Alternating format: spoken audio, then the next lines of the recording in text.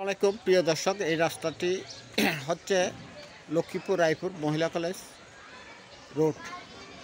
আসলে অনেকে মানুষ না জানে, মহিলা কলেজের ওই দিক থেকেও গাড়ি আসে, ফেরত যায়, আবার মধুপুর থেকেও আসে, ফিশারি গেট থেকেও আসে, নতুন বাজার থেকেও আসে। কিন্তু রাস্তার কাজ চলমানের কারণে অনেকে জানে না, গাড়ি আসে ঘুরে যায়। এই যে যারা মহিলা কলেজ গেট মেন রোড থেকে ঢুকবেন তারাও ঢুকতে পারবেন না, আর নতুন বাজার থেকে যারা আসে তারা আসতে পারবেন না। ফিশারি গেট থেকে আসলেও রাস্তা ব্লক, মধুপুর থেকে আসলে ব্লক, মানে চারটা মুখের রাস্তা ব্লক। এখানে কোনো রকমে চলাচল করতে পারে না, যেহেতু রাস্তার কাজ চলমান, যেহেতু বিভিন্ন জায়গায় ব্রেকেট দেওয়া আছে। এই যে ব্রেকেটগুলা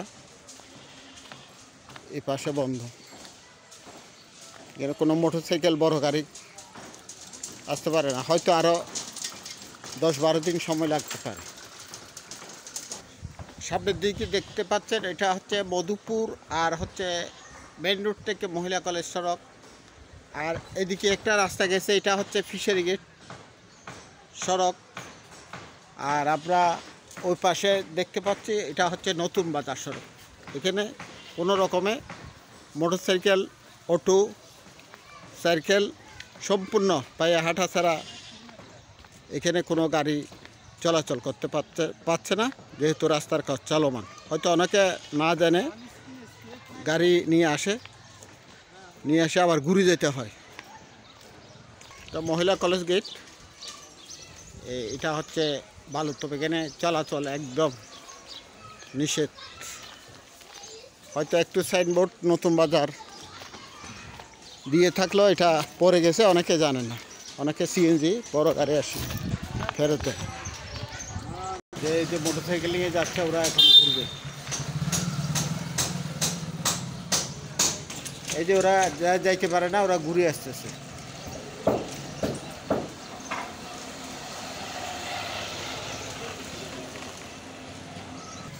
আরেকজনও ঘুরে চলে আসতেছে, কিন্তু সাইনবোর্ড দিচ্ছে, সাইনবোর্ড দেওয়ার পরে মানুষের নজরে পড়ে না। বিভিন্ন গাড়ি, বড় বড় ট্রাকও আসে এখান থেকে ঘুরে যায়।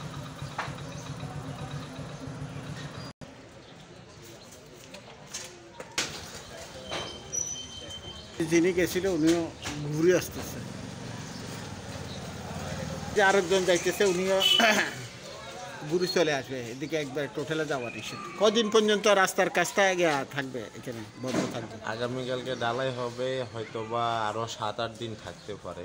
তো ওই নতুন বাজারের মাথায় একটা ব্যানার দেওয়া দরকার ছিল, দেয় নাই ওরা।